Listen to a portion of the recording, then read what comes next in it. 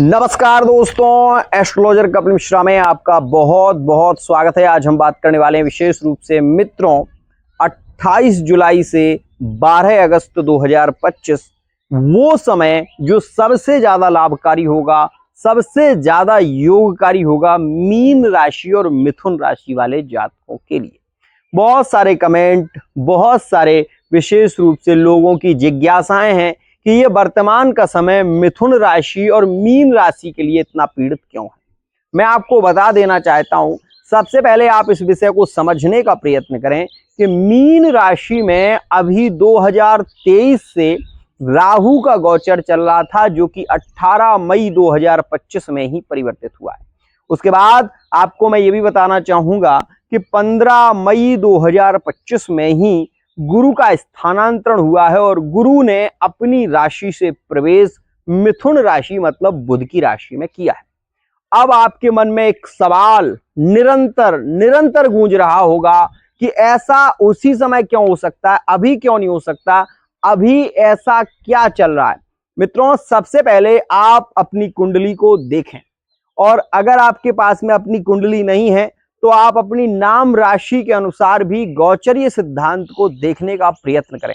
वर्तमान के समय में शुक्र का जो गोचर जा रहा है वो वृषभ राशि में जाने वाला है और वो जाएगा 29 जून 2025 में।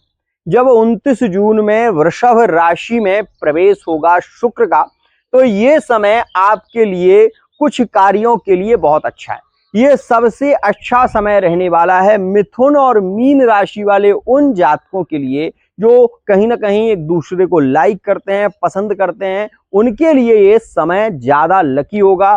खास तौर पर मैं आपको बताना चाहूंगा जो लिविंग रिलेशनशिप में है उनके लिए ये समय 100% लकी होगा। लेकिन अब यहां पर यदि बात आती है कि क्या ये रिश्ता आगे बढ़ सकता है, तो अभी वर्तमान की स्थिति ऐसी नहीं है। आप जल्दबाजी में यदि कोई निर्णय लेने वाले हैं तो वो निर्णय आपका गलत हो सकता है। तो इस विषय पर बहुत ही ध्यान रखिएगा, ये समय आपके लिए अनुकूल नहीं है।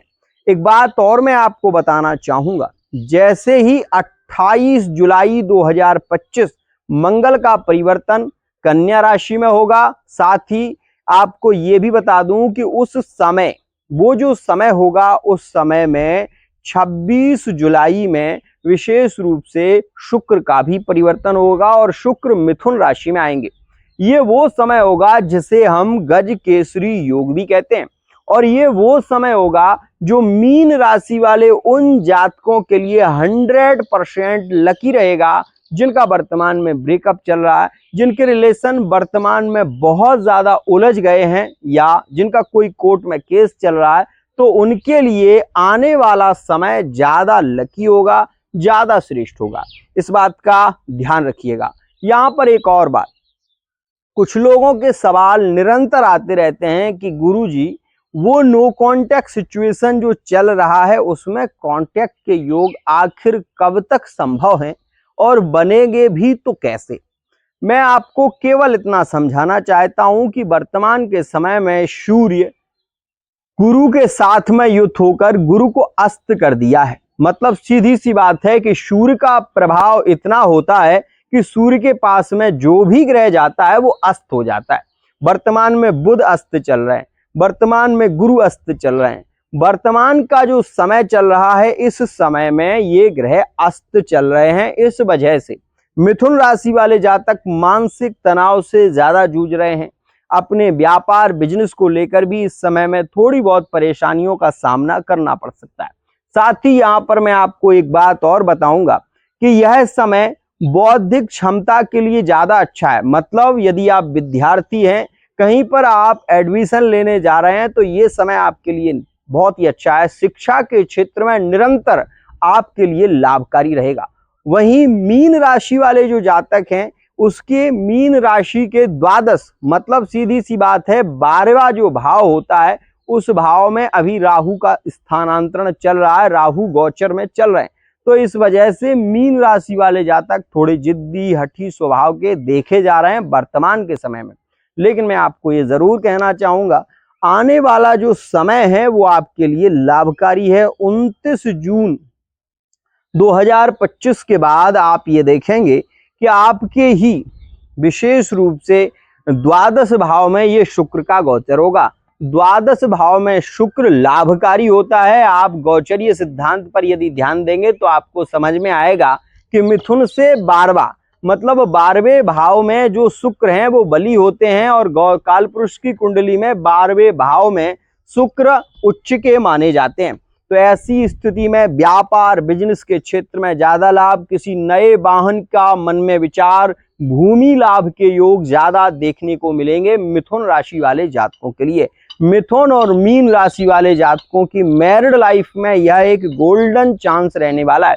इस समय में कोई बड़ा उत्सव हो सकता है, कोई बड़ा कार्य आपका संभव हो सकता है, कोई बड़ी डील फाइनल हो सकती है। ये सारे कार्य आपके जुलाई के महीने में ही संपन्न होंगे। साथ ही अगस्त के महीने में वो समय ज्यादा अच्छा होगा जिसमें आपके प्रेम संबंधों में रिश्ते जो हैं वो मतलब दोनों पक्ष से निर्णायक स्थितियां देखने को मिलेंगी और आगे चलकर आपके वैवाहिक योग भी बनेंगे।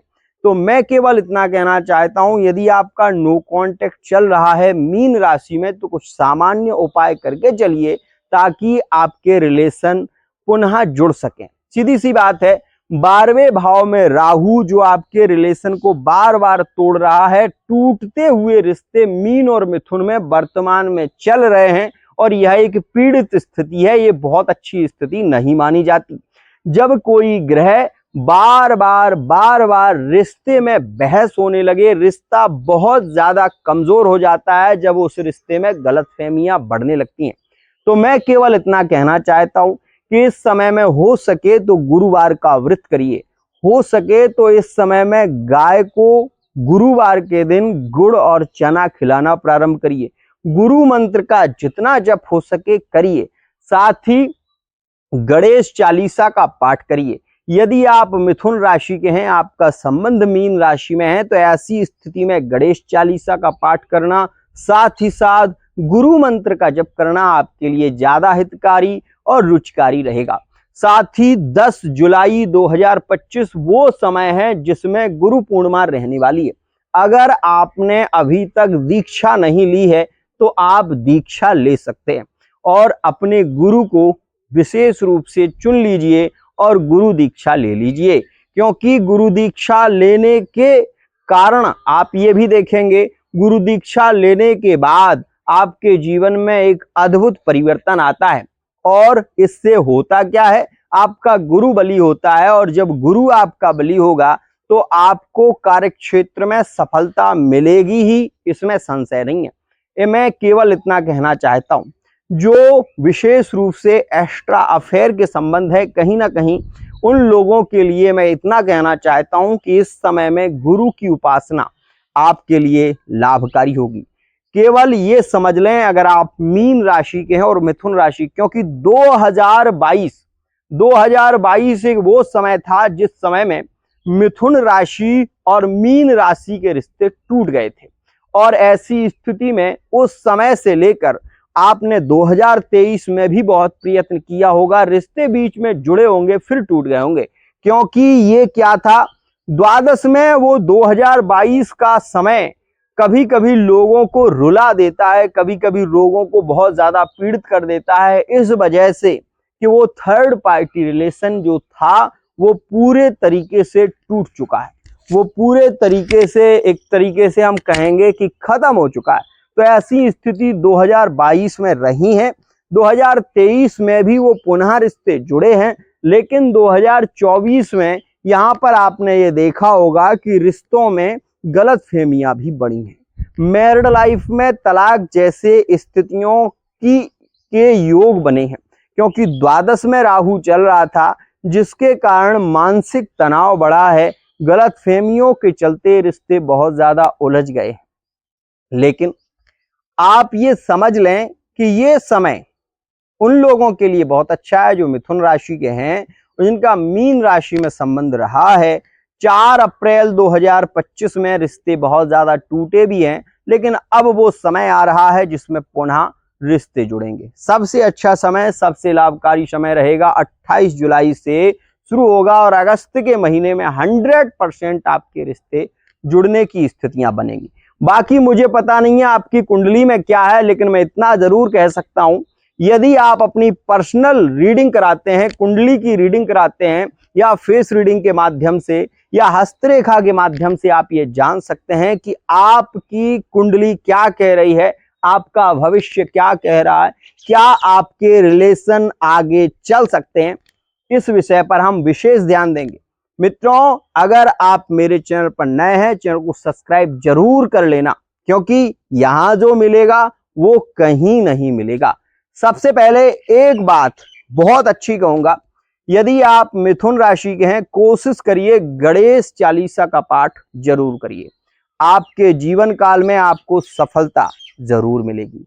आज के लिए इतना ही।